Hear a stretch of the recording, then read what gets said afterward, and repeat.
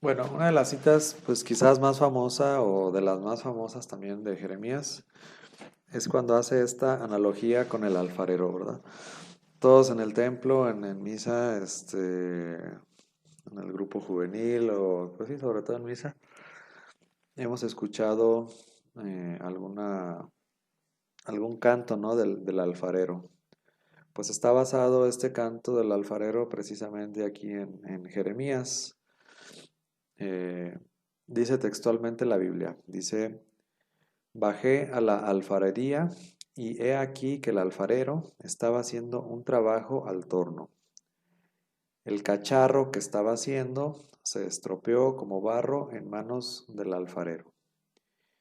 Y este volvió a empezar, transformándolo en otro cacharro, diferente, como mejor le pareció al alfarero. Entonces me fue dirigida la palabra de Yahvé en estos términos. ¿No puedo hacer yo con vosotros, casa de Israel, lo mismo que este alfarero, oráculo de Yahvé? Mirad que como el barro en la mano del alfarero, así sois vosotros en mi mano, casa de Israel. Jeremías 18 del 3 al 6. Bueno, entonces, pues en este contexto, en esta idea, debemos recordar que, bueno, pues la alfarería era parte de la vida económica del pueblo de Israel. Siempre había este tipo de artesanos que producían, pues, jarrones, tazas, cacharros. Y pues tiene esta visión, ¿no? El profeta está viendo, él dice, bajé a la alfarería y estaba viendo un alfarero que estaba haciendo un trabajo al torno, ¿no? Él está viendo físicamente está viendo al alfarero, ¿no? A un alfarero X lo está viendo. Y en ese verlo, como que Dios lo ilumina y le hace comprender que así como ese alfarero está haciendo ese cacharro y sobre todo que se le estropea el que está haciendo, ¿no? Y este vuelve a empezar desde cero y lo vuelve a transformar en otro cacharro diferente. Pues esta idea, ¿no? de este alfarero que echa a perder el cacharro, pues el Espíritu Santo ilumina al profeta y le hace ver Dios que así como el alfarero puede echar a perder el cacharro y volver a empezar de nuevo, así también puede empezar de nuevo con Israel, así también puede empezar de nuevo, pues con cada uno de nosotros también. Nosotros a veces nos creemos como muy dueños de nuestro destino, ¿no? Sin embargo, pues sabemos que toda nuestra vida, que es frágil, está en manos de Dios, así como el cacharro está en manos del alfarero, ¿no? Entonces, bueno, eh, esta es una cita, bueno, no es tan difícil de entender. Aquí lo interesante es entenderla en el contexto en el que está escrito. Poquito tiempo, bueno, estamos en Jeremías 18, poquito tiempo antes este, de ser invadidos. Y pues con esta idea del pueblo de Israel, de que ellos reconocen por medio del profeta, pues que han cometido pecado, ¿no? Que han transgredido la ley, que ellos no han cumplido la parte que les correspondía, que era cumplir los mandamientos. Y en ese sentido, pues ellos se han alejado, ¿no? Y sin embargo, bueno, pues Dios trata de transformarlos, de convertirlos, y en este proceso de conversión que va a ser interesante, que es de dos vías, ¿no? Sí requiere la voluntad de la persona a convertirse, pero también depende de la voluntad y de la gracia de Dios, ¿no? Entonces, bueno, vamos a escuchar este cántico tratando de pensar en dos cosas. Una, el contexto en el que fue escrita y otro, pues también aplicarlo en nuestra propia vida, ¿no? ¿Cuántas veces Dios no se ha desesperado con nuestro actuar y a veces quisiéramos, le pedimos, ¿no? Que a veces que nos transforme y nos haga, no que nos arregle un parche, algo así, sino que nos transforme totalmente, ¿no? Que nos haga de nuevo. Este, Esta figura del alfarero pues es muy importante, ¿no? Si se acuerdan, en el libro del Génesis, en el segundo relato de la creación, Dios forma al hombre con sus manos de la arcilla, ¿no? Tenemos desde el inicio de la Biblia tenemos esta, digamos, esta profesión, este oficio de artesano, en donde Dios con sus propias manos va formando al ser humano, ¿no? En este segundo relato de la creación, en el relato de Adán y Eva. Bueno, pues vemos entonces, pues así, ¿no? Ahí se veía una figura, bueno, pues como hacer un monito chiquito, ¿no? Como esa figura, ¿no? Entonces así Dios nos ha hecho como un alfarero y nos puede hacer de nuevo, ¿no? Nos puede transformar. Eh, la gracia, la conversión, también es parte de Dios, ¿no? Entonces, bueno, eh, aquí lo importante es reconocernos pecadores, reconocernos frágiles cuando cometemos pecado, cuando nos eh, confesamos, pues nos sentimos así quebrantados, ¿no? Interiormente por haber ofendido a Dios. Entonces, bueno, pues muchas veces sí nos dan ganas de decirle a Dios que nos haga de nuevo, ¿no? Bueno, es una cita, ya no vamos a ahondar mucho en ella, es muy famosa. Y bueno, pues hay muchos cánticos. Ahorita puse uno, ¿no? Pero hay muchos cánticos del alfarero. Bien, vamos a continuar entonces. Hay otro cántico, este, que tiene que ver, bueno, la semana pasada, este, hablábamos de la noche oscura del profeta, ¿no?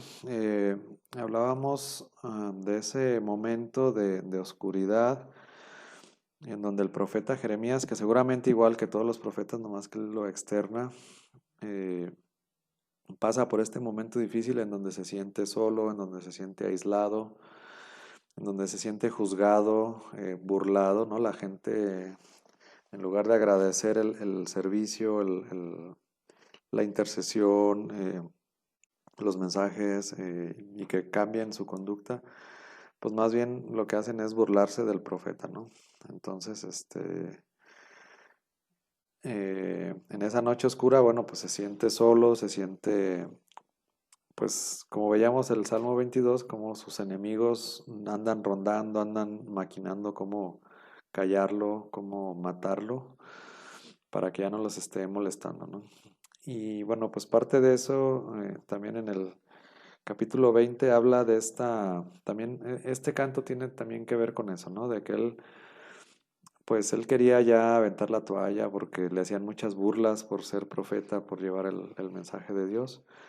Él ya quería, pues, no hacerlo, ¿no? Él quería dejar de profetizar, él quería dejar de ser profeta, ¿no? Le llega la tentación o el desaliento, la tentación de querer dejar su ministerio, de querer dejar ese don de profecía y ejercer plenamente su ministerio. Pues llega un momento en que por las burlas de la gente, por las envidias, por los reclamos, por este sentimiento de sentirse solo, abandonado y no solo eso, sino que él siente que lo quieren matar, pues lo lleva a pensar o se le vienen esos pensamientos este, de, de yo hasta aquí llego, ¿no? Sin embargo, dice el profeta en su palabra, en su libro, en su texto, dice, pero había dentro de mí un fuego ardiente que yo no podía contener, ¿no? A pesar del desánimo moral, el desencanto, el desaliento humano que experimenta el profeta, a pesar de eso, pues él siente un fuego interior que es el que lo impulsa a seguir adelante, ¿no? Él siente ese fuego, esa llama del Espíritu Santo que lo anima y lo impulsa a seguir adelante, a pesar de todas las burlas, a pesar de todo lo que está sufriendo, a pesar de los pesares, él siente ese fuego, ese deseo interno, interior de seguir con su ministerio adelante. Bien, vamos a escuchar este otro cántico y bueno, vemos también sobre todo más que el cántico, pues ver las citas, ¿no? Igual pueden buscar en su Biblia Jeremías 27 y 28, ¿no? Dice, me has seducido, Yahvé, y me dejé seducir, me has agarrado y me has podido. He sido la irrisión cotidiana, todos me remedaban. Jeremías 27. Yo decía, no volveré a recordarlo, ni hablaré más en su nombre. pero había en mi corazón algo así como un fuego ardiente prendido en mis huesos, y aunque yo trabajaba por ahogarlo, no podía. Bien, muy bien. Entonces esta seducción, bueno, está dentro del contexto de esta noche oscura del profeta, ¿no? Este, y bueno, quizás más eh, quizás más significativo sería esta otra frase que también viene en Jeremías 20. Bueno, aquí vemos 27, 28, aquí como que todavía está bien la cosa, ¿no? Bueno, tú me has seducido, se burlaban de mí y yo ya no quería hablar en tu nombre, pero había un fuego interior y bueno, pues tú me has seducido y aunque yo quería ahogar todo eso que sentía, bueno, no he podido, ¿no? Y por eso sigo adelante, ¿no? Sin embargo, más adelantito, en Jeremías 20, del 14 al 18, hay esta frase que dice, maldito el día que nací, ¿no? Esta frase no es tan común. Quizás dentro de Jeremías es más famosa la frase de maldito el hombre que confía en el hombre, y en él pone su confianza, algo así. Ya la vimos. Sin embargo, esta frase no es tan común y a mí, bueno, pues me sorprendió mucho que el mismo profeta dijera esta frase, ¿no? Dice Jeremías 20 del 14 al 18, maldito el día en que nací, el día que me dio a luz mi madre, no sea bendito. Maldito aquel que felicitó a mi padre diciendo, te ha nacido un hijo varón, y le llenó de alegría. Sea el hombre aquel semejante a las ciudades que destruyó Yahvé sin que le pesara, y escuché alaridos de mañana y gritos de ataque al mediodía. Oh, que no me haya hecho morir desde el vientre y hubiese sido mi madre mi sepultura, con seno preñado eternamente.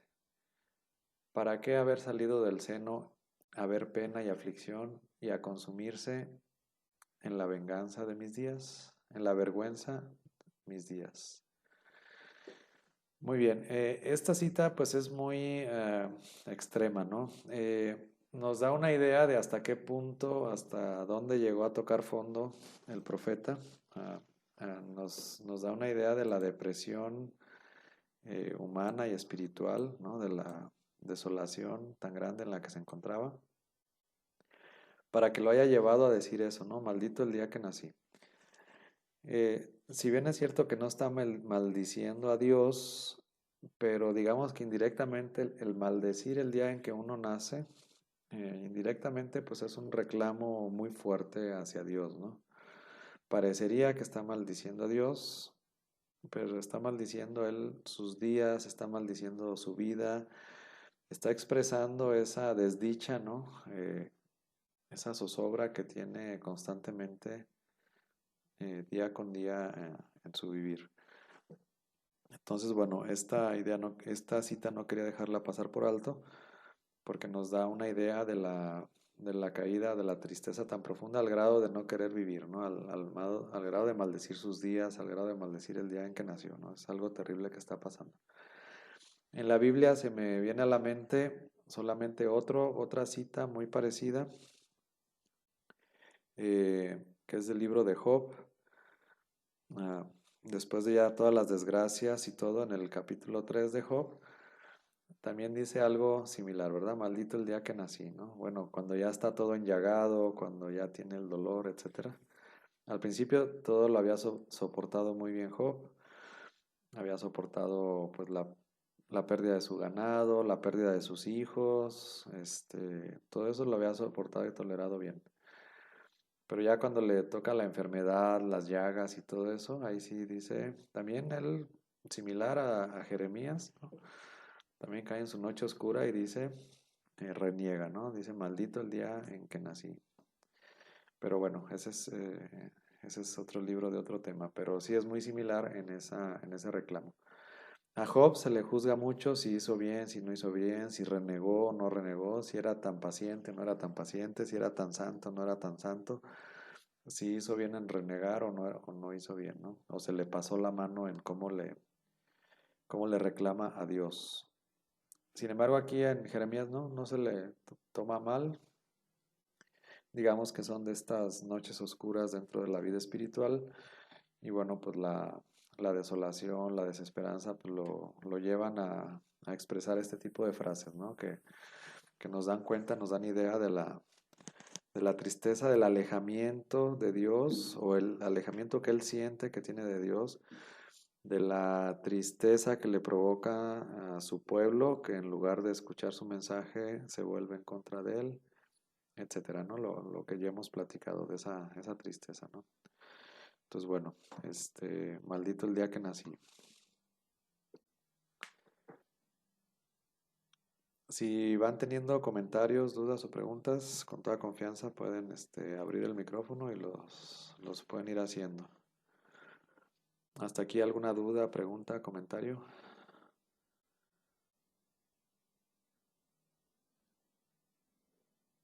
¿No? De estas tres citas del alfarero, de haber seducido al profeta y de maldito el día en que nací. ¿Algún comentario? ¿O continuamos? Bueno, continuamos.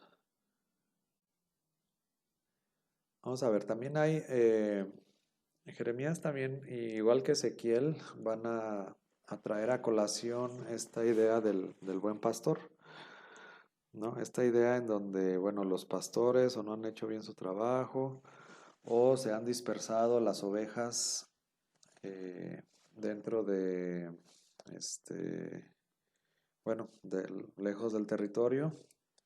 Y bueno, esta idea de Dios mismo, que es el que va a reunir a las ovejas, la tenemos tanto en Jeremías como en Ezequiel, lo vamos a ver más adelante Ezequiel, pero aquí ya Jeremías ya nos da un esbozo de lo que puede ser el buen pastor, ¿no? De cómo Dios mismo, Yahvé mismo, se pone en el lugar del pastor y él quiere ir personalmente a reunir a las ovejas que se le han dispersado, ¿no? En el contexto histórico del que hemos hablado. Entonces dice Jeremías 23, del 3 al 5, dice, yo recogeré el resto de mis ovejas de todas las tierras a donde las empujé. O sea, Dios mismo reconoce que Él ha provocado esta diáspora, esta dispersión. Ah, las haré tornar a sus estancias, criarán y se multiplicarán. Y pondré al frente de ellas pastores que las apacienten, y nunca más estarán medrosas ni asustadas, ni faltará ninguna, oráculo de Yahvé.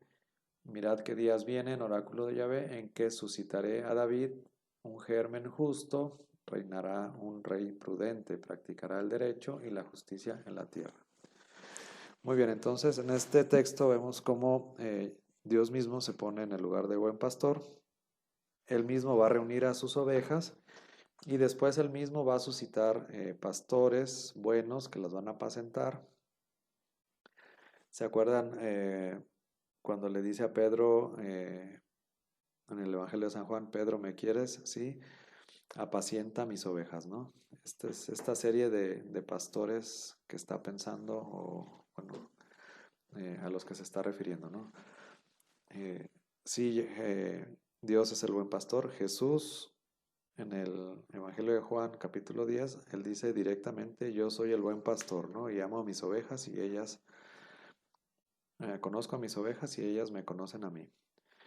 Entonces, Jesús mismo se va a presentar como el buen pastor, ¿no? En esta figura que teníamos ya en el Antiguo Testamento, de estos pastores, bueno, el pastoreo que era la actividad principal del pueblo de Israel, como Dios mismo se pone como pastor.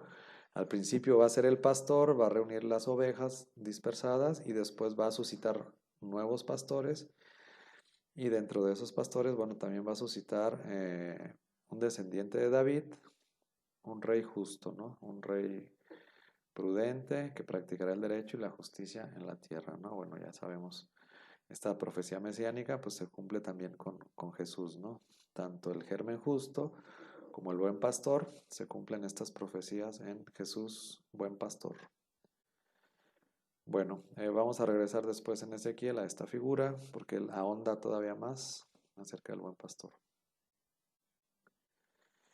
Bien, en el capítulo 26 vemos también cómo dentro de las circunstancias cae preso Jeremías. Les decía, ahora bien, mejorad vuestros caminos y vuestras obras y oíd la voz de Yahvé. Perdón, la voz, sí, de Yahvé vuestro Dios. Y se arrepentirá Yahvé del mal que ha pronunciado contra vosotros. En cuanto a mí, aquí me tenéis en vuestras manos. Haced conmigo como mejor y más acertado os parezca, ¿no? Entonces, bueno, les da un mensaje de parte de Dios. Mejoren vuestros caminos y vuestras obras, ¿no? Es la solución, es lo que el pueblo tiene que hacer para convertirse, para que no sufran todas las consecuencias de sus pecados y se arrepienta de Yahvé del mal que ha pronunciado contra vosotros. Aquí también vemos esa parte de cómo Yahvé sí puede cambiar de opinión. Lo que decíamos al principio del semestre, cómo las profecías sí se cumplen, pero también están sujetas, o puede haber una profecía real, verdadera, pero pues también están sujetas o pueden cambiar de acuerdo a la conversión del pueblo y de que hagan cambiar de opinión a Dios, ¿no? A Yahvé.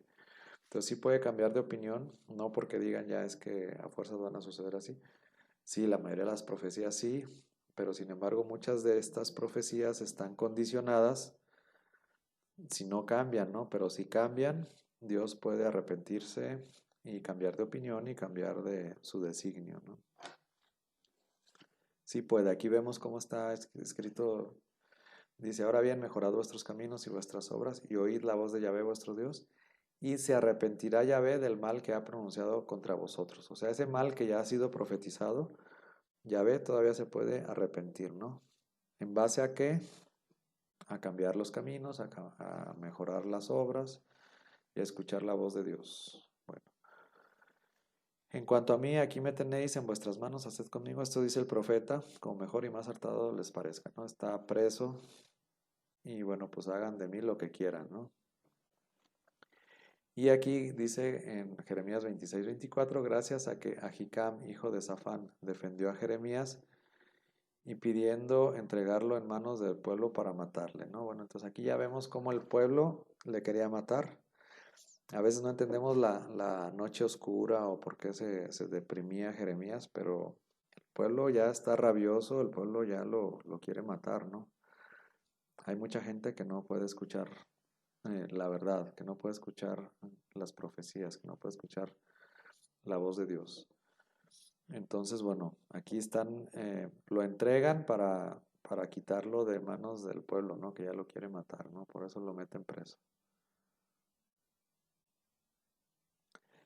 Hay algunos consejos que va a dar Jeremías, sobre todo en relación a las alianzas que debe o no realizar en este tipo de crisis de próximas invasiones, que si de los babilonios, que si se alían con Egipto o no se alían con Egipto, que si se someten a los babilonios o se rebelan, etcétera, ¿no? Entonces hay una serie de decisiones políticas y Jeremías lo tiene muy claro, a quién sí se tienen que someter y a quién no se tienen que aliar, ¿no? En este caso, Jeremías les dice que no se, no, que sí se sometan a Babilonia, ¿no? Está muy poderoso Babilonia y en ese momento es una mala decisión rebelarse contra Babilonia. Entonces les da el consejo de que hagan todo lo que ellos les piden, ¿no? Bueno, ya tienen tanta fuerza, están ya tan cerca, que lo más conveniente para el pueblo es que se sometan y que planteen mejor condiciones de paz, de servidumbre, etcétera, ¿no? Dice aquí, a Sedecías, rey de Judá, le hablé en estos mismos términos, diciendo, someted vuestras cervices al yugo del rey de Babilonia, servidle a él y a su pueblo, y quedaréis con vida. Sí, que se sometan a Babilonia, y quedarán con vida, no van a morir. ¿A qué morir tú y tu pueblo por espada, el hambre y la peste, como ha amenazado Yahvé, aquella nación que no sirva al rey de Babilonia? O sea, ¿qué caso tienen rebelarse? Porque entonces si se rebelan, pues va a haber hambre, va a haber peste, va a haber muerte, destrucción, etcétera, ¿no? Era más fácil o era más conveniente rendirse y someterse, ¿no? Someterse al yugo de Babilonia. No oigáis, pues, las palabras de los profetas que os dicen, no serviréis al rey de Babilonia, pues cosa falsa os profetiza, ¿no? Entonces tenemos estos falsos profetas, estos profetas a sueldo que viven en la corte, eh, y pues que dicen no lo que dice Yahvé, sino que dicen lo que ellos piensan que quiere escuchar el rey, ¿no? Entonces le dicen, no, no le sirvas a Babilonia, pero les dice Jeremías, eso es una profecía falsa, ¿no? Es cosa falsa lo que profetiza. Bien, luego tenemos esta carta de Jeremías a los desterrados. Dice, como un mensaje de esperanza, edificad casas y habitadlas, plantad huertos y comed su fruto, tomad mujeres y engendrad hijos e hijas, casad a vuestros hijos, dad vuestras hijas a maridos para que den a luz hijos e hijas, y medrad allí y no mendiguéis. Más bien, más que un mensaje de esperanza, lo que les está diciendo aquí es que el destierro va a ser largo, ¿sí? No es un destierro corto, sino que va a ser un destierro largo, y por eso pues mejor hagan sus casas, planten sus viñas, tomen sus mujeres, tengan hijos, tengan muchos hijos e hijas y medren ahí lo que puedan comer, lo que puedan trabajar, lo que puedan conseguir, porque parece que el destierro va a ser largo, ¿no? Pues así dice Yahvé, al filo de cumplírsele a Babilonia 70 años, yo os visitaré y confirmaré sobre vosotros mi favorable promesa de volveros a este lugar, ¿no? Entonces, bueno, cuando se cumplan los 70 años del destierro, entonces los va a visitar. Aquí la visita sí es buena, sí es de cortesía. Quiere decir que cuando los visite Yahvé, entonces los haré volver, ¿no? Los hará regresar. Y entonces me buscaréis y me encontraréis cuando me solicitéis de todo corazón. Me dejaré encontrar de vosotros. Cuando me solicitéis de todo corazón, me dejaré encontrar de vosotros. Vean qué bonitas palabras de Dios, ¿no? Cuando ustedes me busquen de todo corazón, yo me dejaré encontrar por ustedes. Devolveré vuestros cautivos, os recogeré de todas las naciones y lugares donde os arrojé, oráculo de Yahvé, y os haré tornar al sitio de donde hice que fueseis desterrados. Un mensaje de esperanza entonces para volver del destierro. Bien, este es en el capítulo 29. Lo que viene a continuación, en el capítulo 30 y el capítulo 31, es lo que se conoce como el librito de la consolación. No debemos de confundirlo con el segundo libro de Isaías, el Deutero Isaías, que se le conoce como el libro de la consolación. Todo el segundo Isaías se le conoce como el libro de la consolación. Y aquí a Jeremías 30 y 31, algo parecido, pero más chiquito, nada más 2 capítulos, se le conoce como librito de la consolación, ¿no? Para distinguirlo del libro de la consolación, que es todo el segundo Isaías. Bien, ¿qué tenemos en este librito de la consolación? Bueno, pues tenemos una serie de textos que nos dan a conocer la idea, la teología que está detrás de los acontecimientos. Bueno, Dios se manifiesta en la historia y en este destierro que está sucediendo, bueno, pues ¿cuál es el mensaje de Dios? ¿Qué es lo que Dios les quiere decir? ¿Cómo deben ellos interpretar la circunstancia del destierro? Y es que el destierro para ellos fue muy duro, ¿no? Imagínense, pues primera, que están en un país extranjero; segunda, que no tienen templo donde puedan celebrar el culto; tercera, todas esas promesas entonces de Dios, ¿en dónde quedaron?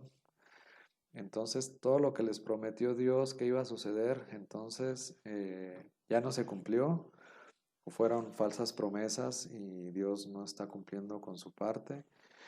¿Dónde va a quedar el pueblo? ¿Va a quedar disperso ya permanentemente? ¿Se va a perder todo? ¿O hay un resto que se va a salvar? ¿O nadie se va a salvar? Etcétera, ¿no? Entonces, es una crisis de identidad como pueblo,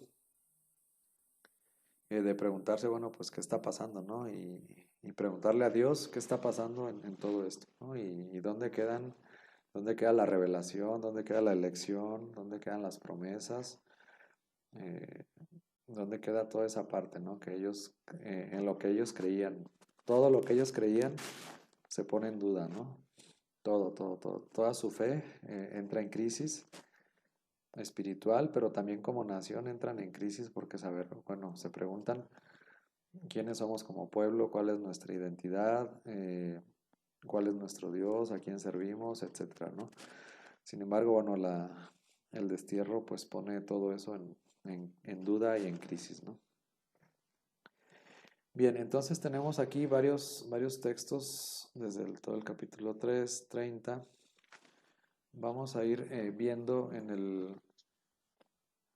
yo creo que nos vamos directamente a la Biblia y también en su libro de texto del padre Salvador Carrillo Alday, también tenemos ahí, este,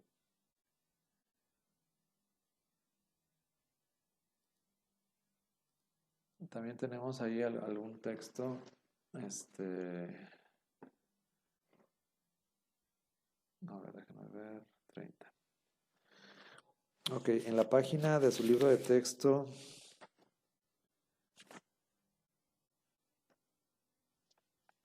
en la página,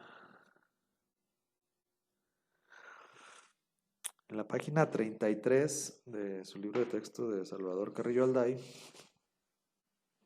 tenemos, digamos, un desglose de este librito de la consolación. Dice capítulo 30, versículos del 1 al 4. Dice, eh, Jeremías recibe la orden de poner por escrito las palabras de Yahvé. El tema general será el retorno de los cautivos de Israel a la tierra prometida. Estos versículos son una introducción redaccional a todo el libro del Consuelo. Entonces, digamos, estos primeros 4 versículos es una introducción a todo este librito del Consuelo. Palabra que fue dirigida a Jeremías de parte de Yahvé. Así dice Yahvé, el Dios de Israel. Escríbete todas las palabras que te he hablado en un libro, pues he aquí que vienen días, oráculo de Yahvé, en que haré tornar a los cautivos de mi pueblo Israel, dice Yahvé, y les haré volver a la tierra que di a sus padres en posesión. Estas son las palabras que dirigió Yahvé a Israel y entre paréntesis a Judá. Bien, entonces, esta es la introducción al librito de la consolación. ¿Cuál es el tema? El retorno de los cautivos del pueblo de Israel, ¿no? El retorno de la cautividad. Dice aquí, estas son las palabras que dirigió Yahvé a Israel y entre paréntesis a Judá. ¿Por qué está entre paréntesis a Judá? Bueno, habíamos explicado en la clase anterior que este librito o algunos textos, este en especial, se dan en el contexto de después de la reforma deuteronomista eh, y antes de la muerte de Josías. En ese optimismo hay la esperanza de que el reino del norte pueda regresar y en esa esperanza posiblemente varios de estos textos o muchos de estos textos, específicamente este librito, es muy probable que se haya escrito no para los desterrados de Babilonia, sino para los desterrados del reino de Israel, ¿no? Como 100 años antes, ¿no? Más o menos. Si estamos hablando de que el reino del norte se invadió en el 722, entonces a lo mejor estaríamos hablando de, este, no de esas fechas después, pero en la época en la que vio Jeremías todavía estaban los desterrados, ¿no? Antes de que ocurriera la deportación de Babilonia, que es en el 597 y 587, 586. Antes de que sucediera eso, bueno, los deportados que había eran los del Reino del Norte. Entonces había todavía esa esperanza de que volvieran los del Reino del Norte, cosa que no va a suceder, ¿no? Sin embargo, Estos escritos originalmente estaban dirigidos hacia los dispersados del Reino del Norte. Sin embargo, después, cuando dispersan a los del Reino del Sur, se reinterpretan estos textos y se ve que, bueno, quedan y aplican también para la cautividad de Babilonia, para los cautivos en el reino de Babilonia. Entonces, bueno, se releen y se entiende, se piensa que también queda, ¿no? También queda para los cautivos de Babilonia, actualizando el mensaje, pero originalmente estaban escritos para el reino del norte. Bueno, después dice, en la página 33, dice la angustia de Jacob. Aquí es como un comentario, ¿no? Del autor. Capítulos 30 del 5 al 7 nos habla de cuál es la angustia de Jacob. 30 del 5 al 7. Entonces, así dice Yahvé. Ah, perdón, por eso está entre paréntesis a Judá, ¿no? Porque originalmente nada más estaba dirigido a Israel y luego ya después, escritos posteriores, redactores finales, le agregan este y a Judá, ¿no? Lo ponen entre paréntesis como diciendo, originalmente estaba dirigido a Israel, pero ya ahorita está dirigido a Israel y a Judá, a los dos. Así dice Yahvé, voces estremecedoras oímos, pánico y no paz. Id a preguntar y ved si para el macho. Entonces, porque he visto a todo varón con las manos en las caderas como la que da luz y todas las caras se han vuelto amarillas. Bien, es una manera muy alegórica, muy poética de expresar el temor que ya viene, ¿no? O de introducirnos el miedo que ya viene. ¿Cómo es con qué lo compara? Pues compara con una mujer en el periodo de alumbramiento, ¿no? Pálida y sufriendo. Así compara al pueblo de Israel, a los hombres, ¿no? Como si estuvieran pariendo. ¿Por qué? Por el susto de lo que ya viene, ¿no? De lo que va a suceder. Bien, esa es la angustia de Jacob. Después, en la página 34 del libro, tiene el retorno, es obra de Dios. Capítulo 30, versículos 10 y 11, ¿no? Entonces aquí vemos capítulos 10 y 11. Dice, pero no temas, siervo de Jacob. Perdón, no, pero tú no temas, siervo mío Jacob, oráculo de Yahvé, ni desmayes Israel. Pues mira que yo acudo a salvarte desde lejos, y tu linaje del país de su cautiverio. Volverá Jacob, se sosegará y estará tranquilo, y no habrá quien le inquiete. Pues contigo estoy yo, oráculo de Yahvé, para salvarte, pues acabaré con todas las naciones entre las cuales te dispersé. Pero contigo no acabaré, aunque sí te corregiré como conviene, ya que impune no te dejaré. Bueno, por un lado tenemos, dice aquí, el retorno es obra de Yahvé. Dice que la cautividad es una corrección conveniente para Israel, pero de ninguna manera es su destrucción. Esto es importante. La cautividad, digamos que es un correctivo, es un castigo temporal, no es fulminante, no es un castigo que va a aniquilar totalmente al pueblo de Israel. La cautividad es como una corrección de un padre a un hijo, ¿no? Es como una nalgada, como un castigo que un padre trata de corregir a su hijo. Entonces, por eso lo pone así como una corrección. Esta es la tesis, ¿no? El tema es el regreso de la cautividad. Está diciendo, bueno, lo que viene es terrible. Sin embargo, Dios lo permite para corregir. Vimos aquí como dice,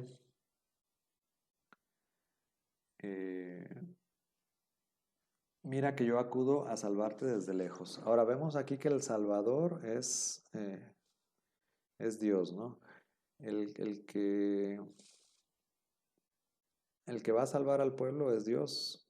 Yo acudo a salvarte desde lejos y tu linaje del país de su cautiverio. Pero contigo no acabaré, aunque sí te corregiré, ¿no? Aquí, aunque sí te corregiré, como conviene, ¿no? Es una corrección, es una llamada de atención, es una lección que el pueblo debe de aprender. Así debe de tomar el destierro, ¿no? Como una lección de qué, porque eso que están viviendo es porque se olvidaron de los mandamientos. Sin embargo, ese proceso de conversión tiene dos partes. Y la primera parte es que el Salvador, el que va a salvar, es Yahvé. Bien, en el capítulo 30, versículos del 12 al 17, habla de una herida incurable, pero yo te curaré. Vamos a ver versículos del 12 al 17. Porque así dice Yahvé, irremediable es tu quebranto, incurable tu herida. Estás desahuciado. Para una herida hay cura, para ti no hay remedio. Bien, hasta aquí entonces lo que está diciendo es que la herida del pueblo de Israel es irremediable, ¿no? Es de muerte, es una herida de muerte. Es irremediable, ¿no? Es incurable, una herida. Está herido de muerte. Eh, lo declara desahuciado a Israel. Quizás en la historia debió de haber desaparecido el pueblo de Israel, ¿no? Quizás si permaneció fue por gracia de Dios. Le reclama en el versículo 14, todos tus amantes te olvidaron, por tu salud no preguntaron, porque con herida de enemigo te herí, castigo de hombre cruel, por tu gran culpa, porque son enormes tus pecados, ¿no? ¿Por qué fue herido? Por los pecados enormes. Son consecuencia de su propio pecado. ¿Por qué te quejas de tu quebranto? Irremediable es tu sufrimiento por tu gran culpa, por ser enormes tus pecados, te he hecho esto, ¿no? Esta es la tesis entonces. ¿Por qué estamos en la cautividad? Esta es la respuesta, ¿no? Por los enormes pecados, y no son poquitos pecados ni esporádicos, ¿no? Son muchos pecados.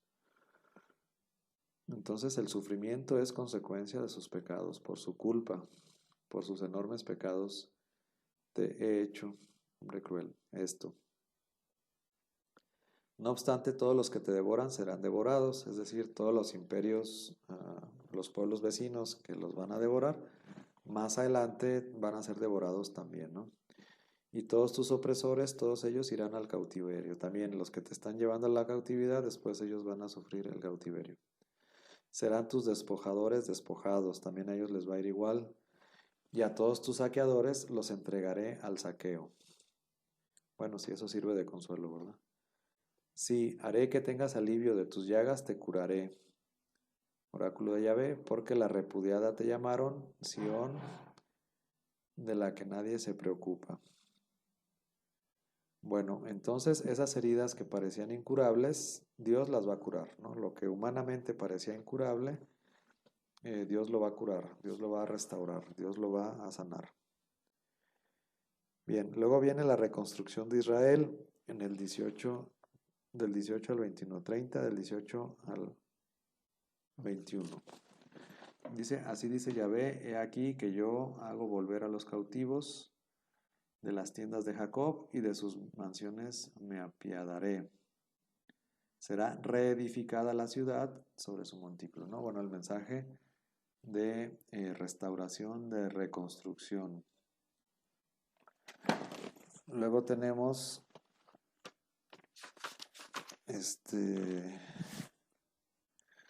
un nuevo éxodo en el 31 del 2 al 6, capítulo 31, versículos del 2 al 6.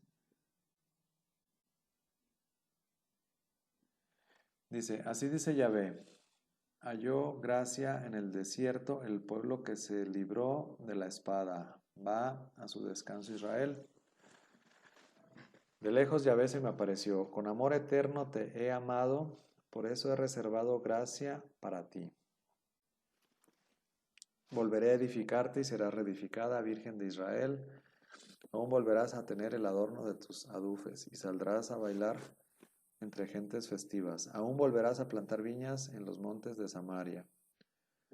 Pues habrá un día en que te griten los centinelas en la montaña de Efraín, levantaos y subamos a Sión, a donde Yahvé, el Dios nuestro.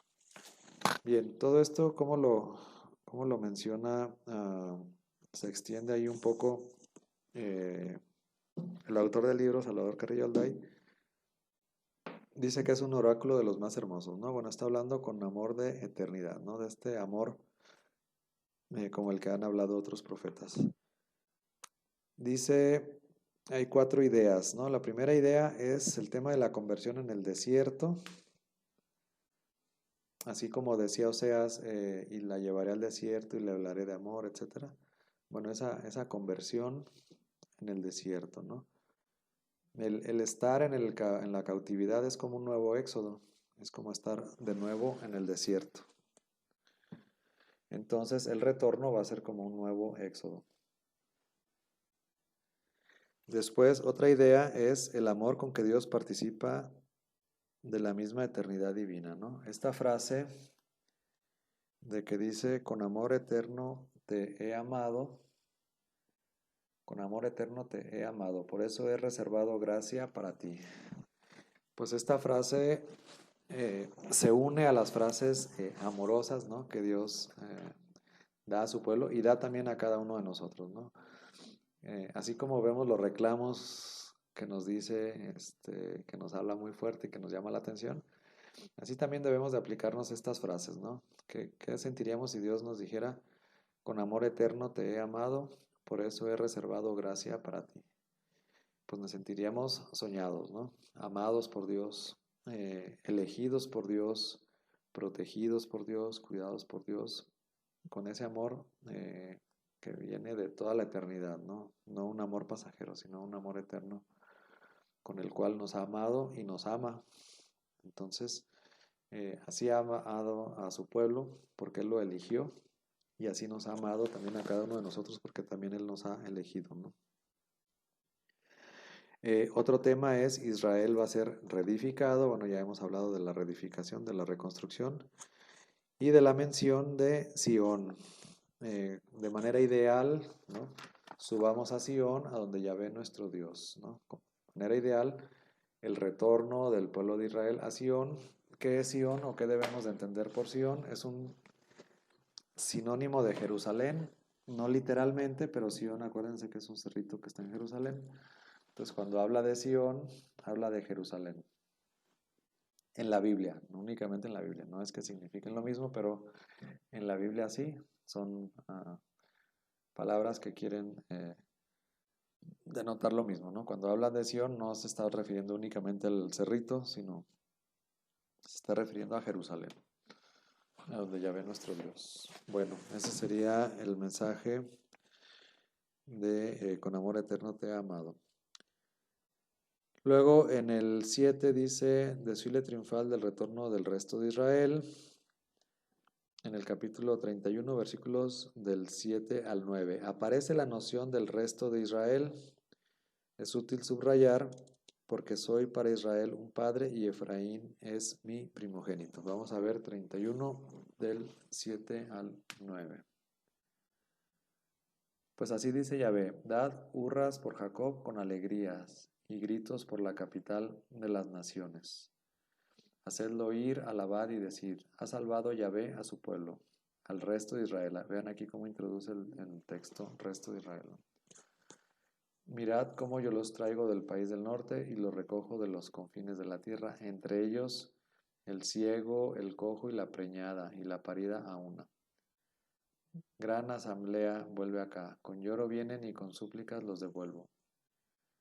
Los llevo a arroyos de agua por camino llano en que no tropiecen. Porque yo soy para Israel un padre y Efraín es mi primogénito. Bien, esta figura es interesante, ¿no? Se nos ha dicho o hemos pensado siempre que con Jesús es el que introduce la novedad de llamar a Dios Padre, porque antes no lo llamaban Padre, etcétera. Y sí, efectivamente no le llamaban así Padre.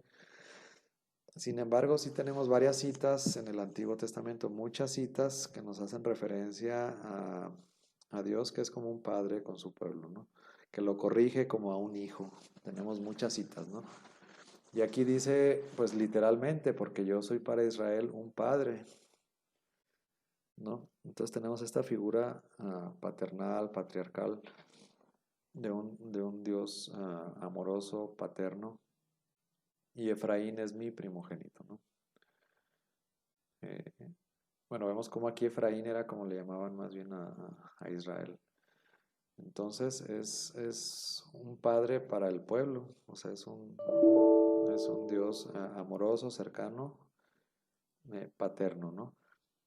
Sí, Jesús introduce la fórmula o la manera de decirle Abba, que significa padre, papá o de cariño, papito, de una manera muy cercana, ¿no? Sin embargo, ya esa figura de Dios como un padre ya existía en el Antiguo Testamento, ¿no? Bueno, después tenemos Yahvé como pastor Israel. Ya habíamos visto esta figura del buen pastor. ¿Y qué más? Bueno, tenemos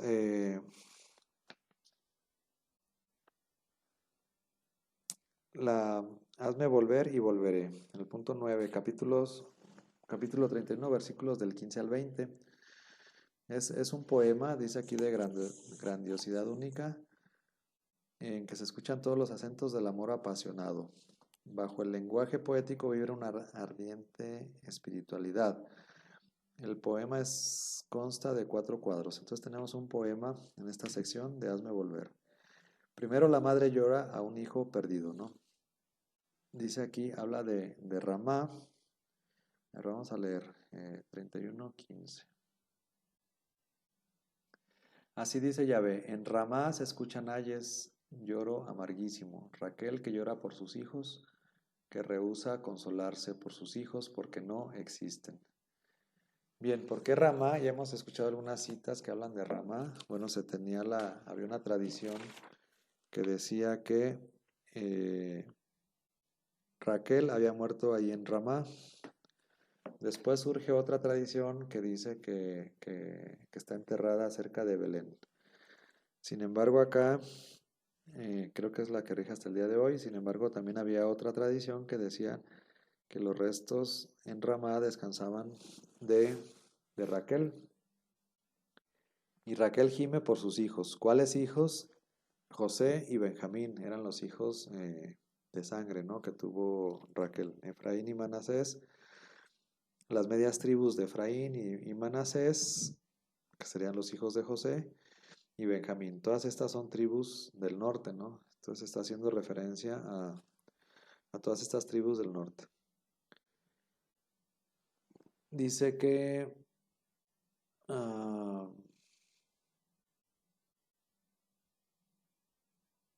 porque no existen. ¿Por qué no existen? Pues porque ya fueron dispersadas. Así dice Yahvé, reprime tu voz de lloro y tus ojos del llanto porque hay paga para tu trabajo. Volverán de tierra hostil y hay esperanza para tu futuro.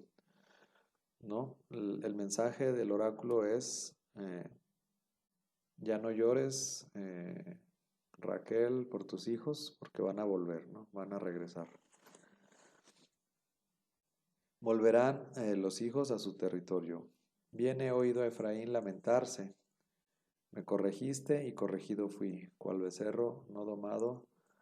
Hazme volver y volveré, pues tú, Yahvé, eres mi Dios, ¿no? Con esta frase de hazme volver y volveré, pues se resume toda la teología de la conversión.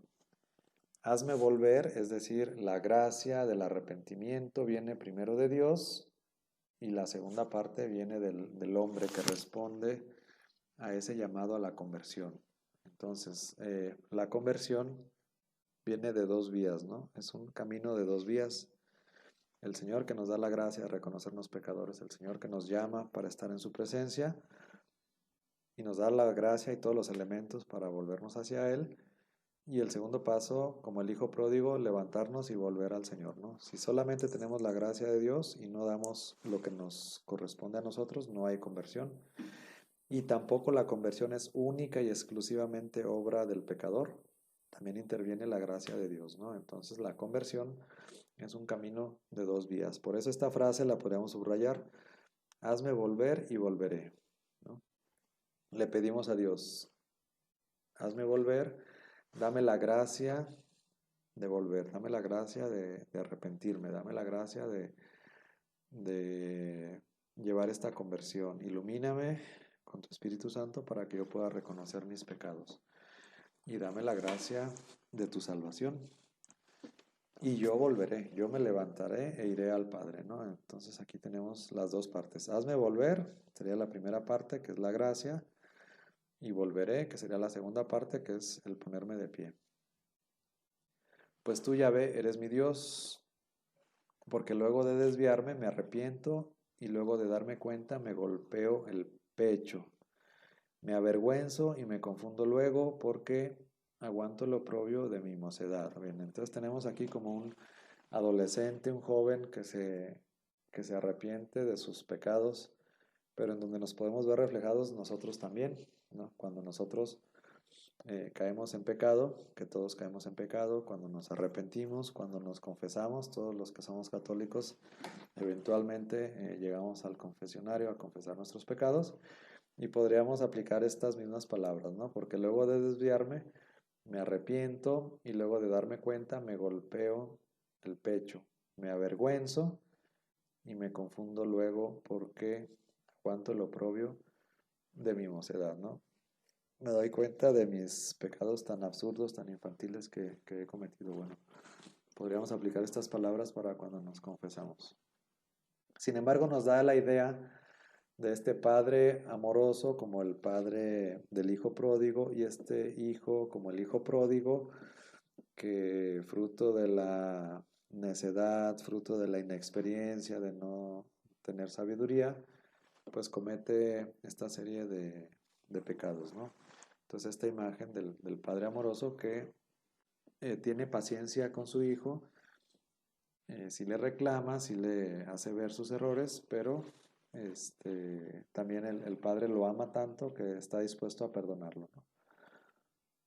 Dice, es un hijo tan caro para mí, Efraín, o niño tan mimado, ¿no? Como un niño chiqueado, como un junior, como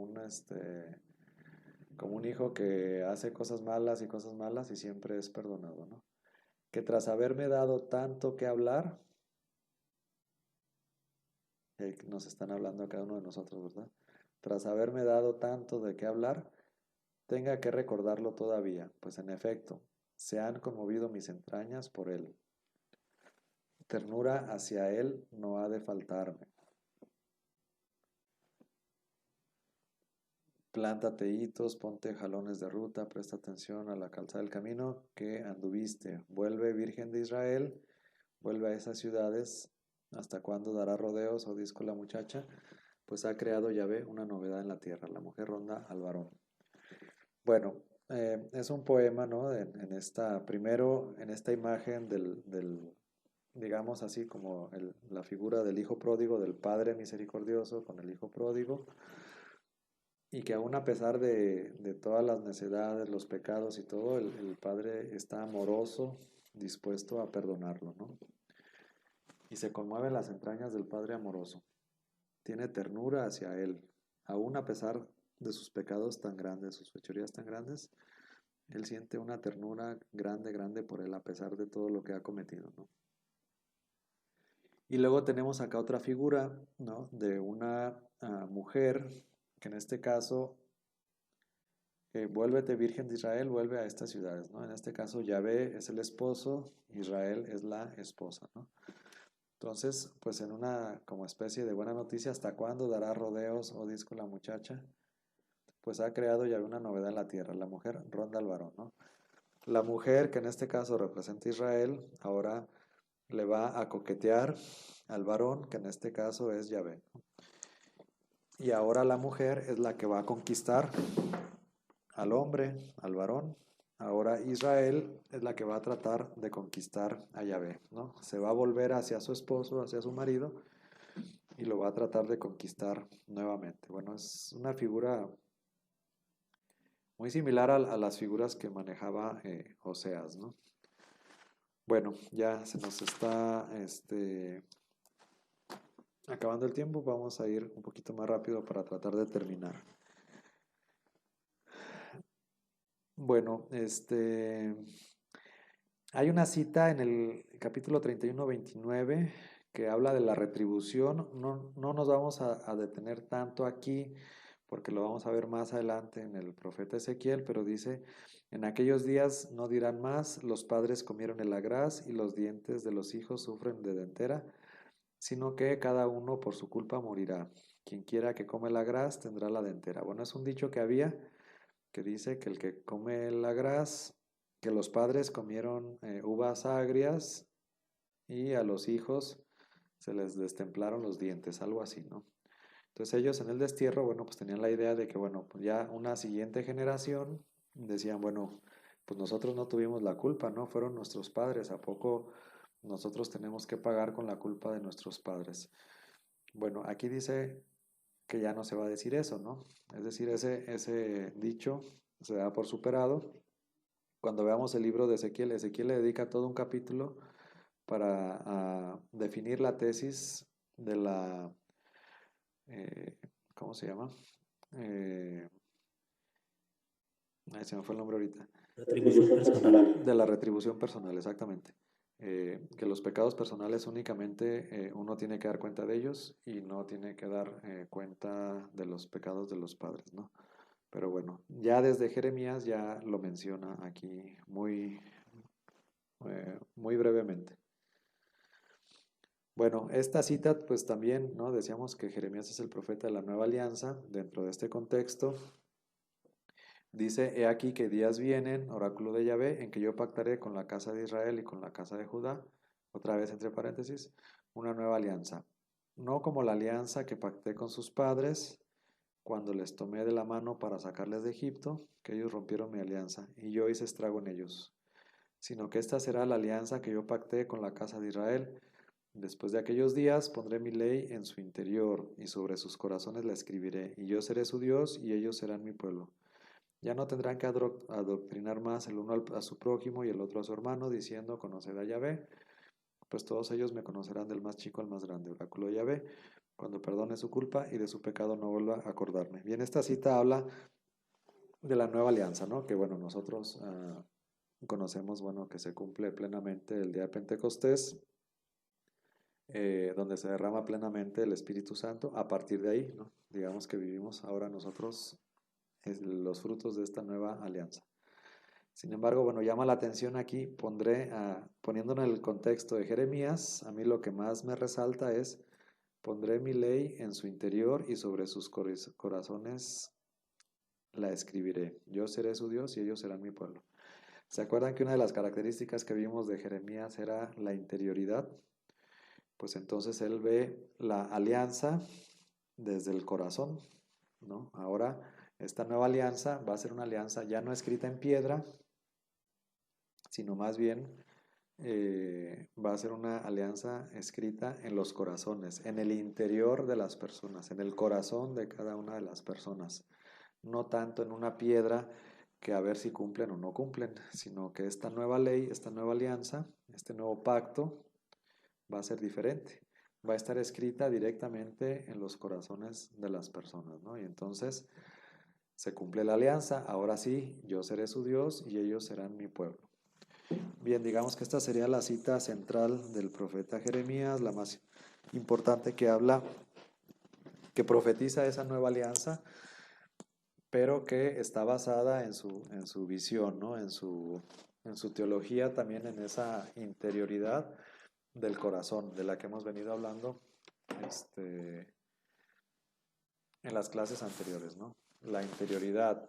La ley ahora va a estar en los corazones, en el interior, ¿no? Aquí dice bien clarito, pondré mi ley en su interior, ¿no? La interior, eso quiere decir que no es que te la memorices, no es que te la machetes, es que ya la traes, es que ya sabes en tu corazón lo que está bien y lo que está mal, no tienes duda, ¿no? Y no solamente lo sabes, sino que lo pones en práctica. No hay una división interior de que si la pones en práctica o no, sino que la tienes ya por naturaleza en tu corazón y se la van a adoctrinar desde el más grande hasta el más chico, ¿no? O sea, todo, hasta el niño más chiquito sabe qué es lo que está bien y lo que está mal, ¿no?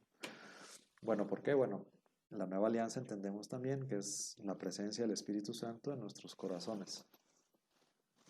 Y como fruto de ese Espíritu Santo, bueno, pues ya tenemos todo esto, ¿no? Tenemos la alianza, no es que nos tenemos que aprender de memoria los 10 mandamientos, no es que nos tenemos que aprender de memoria los 600 leyes que tenían ellos, sino que ya sabemos, es algo natural, es algo nato que nosotros tenemos, que ya sabemos lo que está bien y lo que está mal. No ahorita, sino en esta nueva alianza, que nosotros ya vivimos en esta nueva alianza.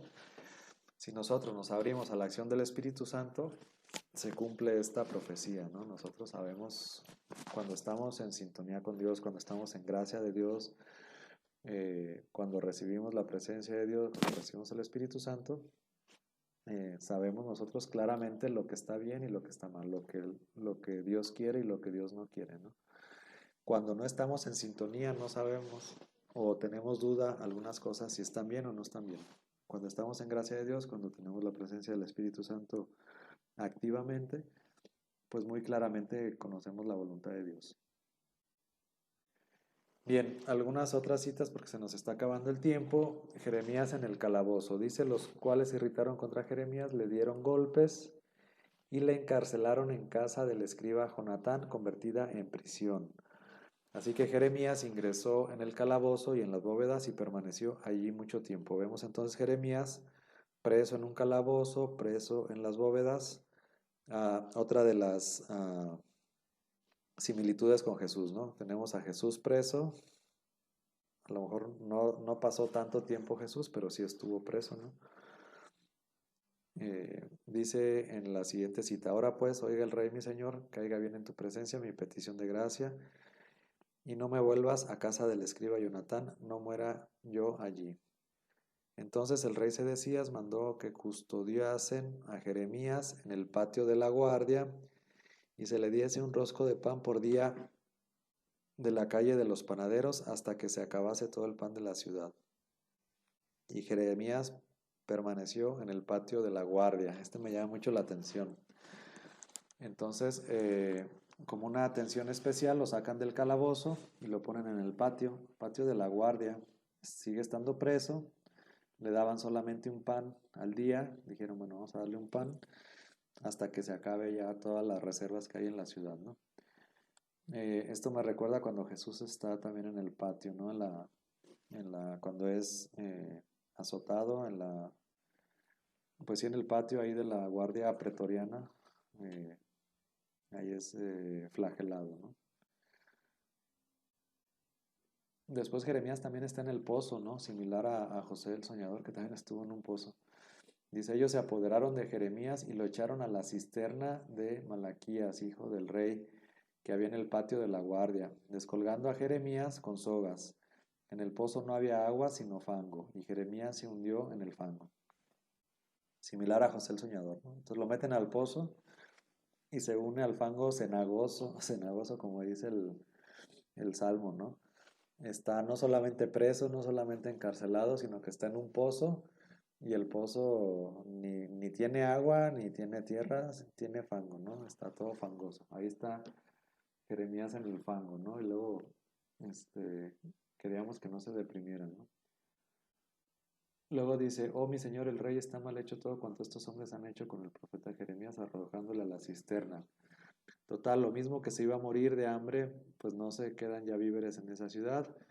Entonces ordenó el rey a Ebed-Melech, el cusita, toma tú mismo de aquí 30 hombres y subes al profeta Jeremías del pozo antes de que muera. Bueno, por ahí se compadecen de él con 30 personas, digamos que son como las 30 monedas con las que fue vendido Jesús, o con las que fue vendido también José el Soñador.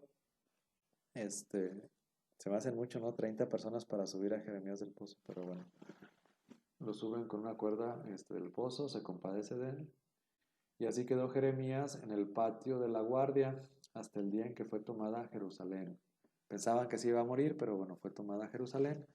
Y ahora bien, cuando fue tomada Jerusalén, etcétera, ¿no? Entonces se salva, no se muere.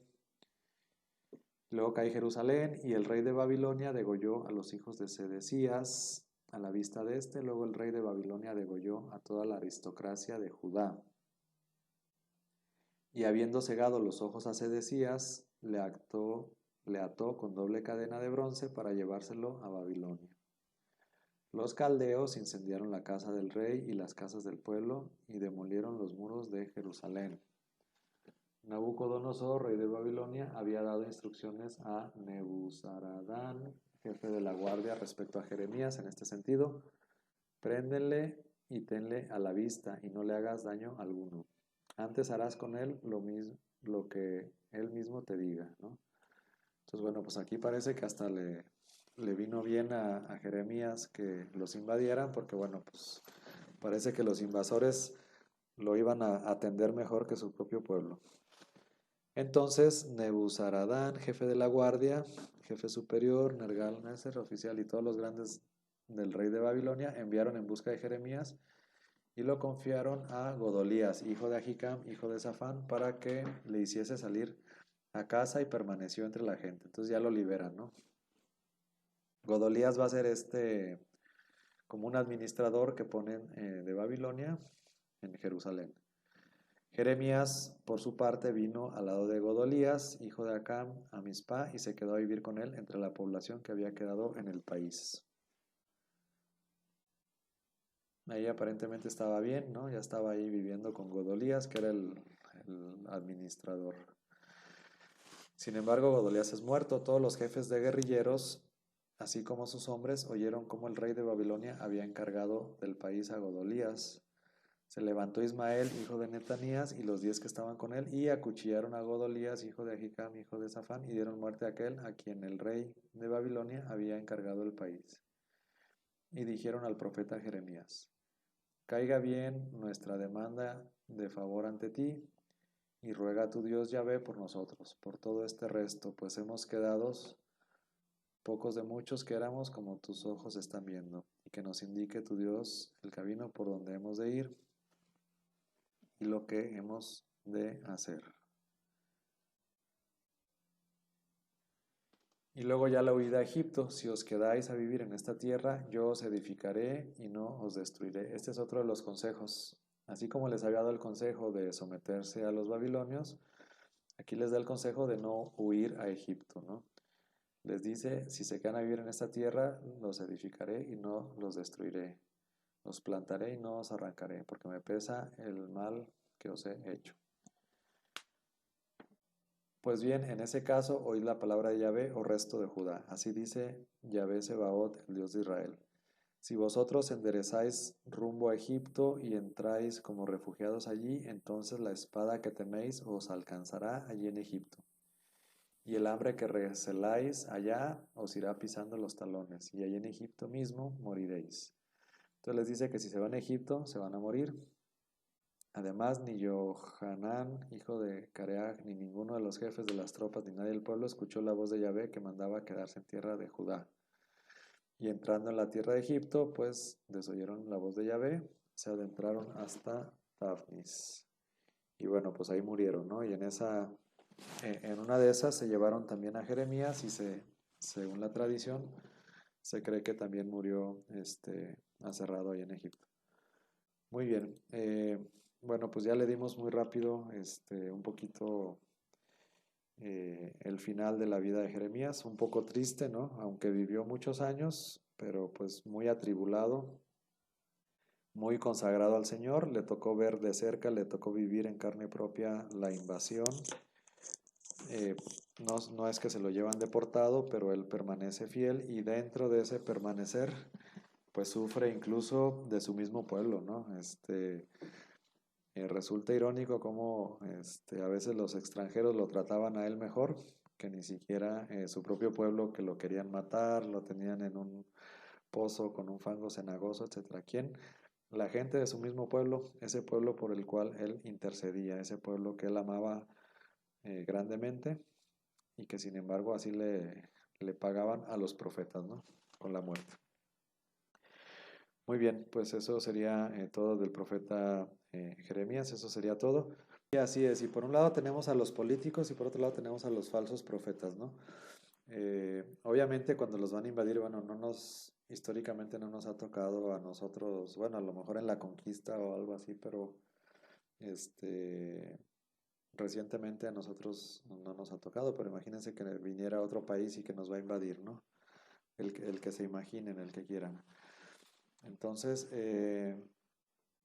pues hay como las dos versiones, ¿no? O las dos posibilidades. Una es unirse con ellos, bueno, aceptar ya la derrota acuérdense que tenían diferentes políticas de sumisión, ¿no? No todos y no siempre era deportación, a veces era nada más pagar tributo, unirse a ellos. En algunos casos también tenían que adorar sus dioses, ¿no? Había una, pues como inculturación o como los griegos, ¿no? Que trataban de llevar su cultura a los pueblos dominados. Pero había como que siempre había dos opciones, ¿no? O se rebelaban o incluso buscaban alianzas, ¿no? Con otros pueblos para defenderse o para atacar alguna alianza, este, o se sometían. Jeremías, bueno, a la luz del Espíritu, iluminado por el Espíritu Santo, sabe que en ese momento la potencia de Babilonia está muy fuerte, ¿no? No hay ninguna alianza que los vaya a salvar y no ganan nada al rebelarse, sino que van a empeorar las cosas, ¿no? Entonces, sí, al principio parecería como traidor, bueno, ¿por qué dices que nos unamos a ellos, ¿no? Si son los enemigos. Parecería que los profetas falsos tienen razón, ¿no? Hay que rebelarse, no se dejen someter, etcétera. Sin embargo, la historia y el tiempo le da la razón a Jeremías. Hubiera sido mejor, les hubiera ido menos mal si desde un principio se someten y dicen, bueno, pues está bien, nos rendimos, vamos a plantear las condiciones de paz, etcétera. Y a lo mejor les hubieran sometido un yugo, unos impuestos muy altos, elevados, lo que sea, pero hubiera sido mejor que a ser destruidos, a ser otra vez destruido el templo, a ser deportados, etcétera. Fue una destrucción pues muy grande, ¿no? Tan grande que uno pensaría que no sobrevivirían, ¿no? Solamente la gracia de Dios, solamente por la voluntad de Dios es que sobrevivió ese pueblo, ¿no? Si ya todo el reino del norte ya había dispersado y no regresó, y ahora estos también se los llevan, pues todo estaba para que desapareciera. Sin embargo, no era la voluntad de Dios. La voluntad de Dios solamente era eh, corregir como un padre a un hijo, ¿no? Los dejó expuestos a las consecuencias de sus pecados y el texto de Jeremías explica claramente cómo era una corrección. De la misma manera que a nosotros cuando pecamos, Dios nos deja expuestos a las consecuencias de nuestros pecados. Y ahí sí nos mete las manos, dice, bueno, tú andabas en esto, pues órale, atórele, ¿no? Esta es la consecuencia y usted tiene que atorarle. Sí nos puede perdonar y todo, pero la consecuencia del pecado tenemos que lidiar nosotros con ella, ¿no?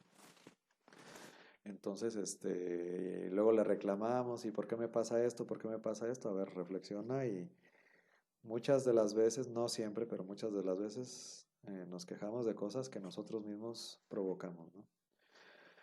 Bueno, entonces son cuestiones políticas de alianza, de que si me alío con ahora casi todos los profetas van a criticar, por ejemplo, siempre las alianzas con Egipto y las alianzas con Asiria, ¿no? Bueno, se quieren aliar con los enemigos y casi siempre los profetas van a criticar este tipo de alianzas, ¿no? Porque digamos que los gobernantes lo ven muy humanamente, no lo ven desde el punto de vista de la fe, no lo ven desde el punto de vista de la alianza, sino humanamente, ¿no? Híjole, me van a atacar estos, pues me hago alianza con estos. Oye, pero estos con los que te quieres aliar son tus enemigos, te sometieron, te mataron gente, te esclavizaron por tanto tiempo. No le hace, pero ahorita yo me quiero... ahora sí que el fin justifica los medios, ¿no?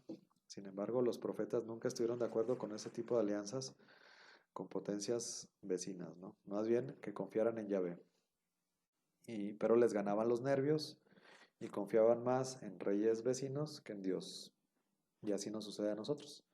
Confiamos más en ídolos que en Dios. Buenas noches a todos. Buenas noches. Gracias, buenas noches.